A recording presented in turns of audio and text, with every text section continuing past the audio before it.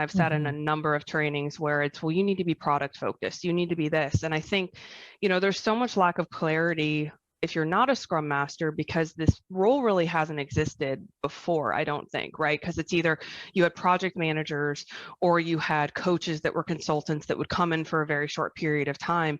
And so I don't think organizations know how to deal with a position where it's literally your job to change things. Right. I heard something the other day that corporations are built to adhere to the status quo. Right. They automatically go against change because what they're doing is working and making them money. And so as a Scrum Master, literally it's our job to be a change agent. We should be challenging things constantly. We should be bringing up the conflict.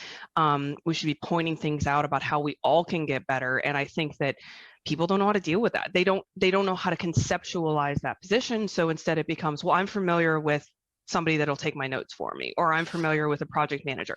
And so they don't even mean to, but they just step into what they're comfortable with and what they know. And that's where, like you're talking about the over marketization, it just becomes where, oh, well, if I do these 5 things and I have the position of Scrum Master, then it's good, instead of taking a step back and saying, well, what does that coaching position really look like? What does that actually mean, instead of just giving somebody the title and, handing them a whiteboard pen, right?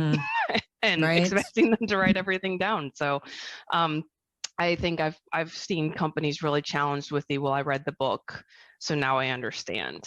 And I have not read one book that has taught me more than everyday experience and working hard and seeing how teams actually work together.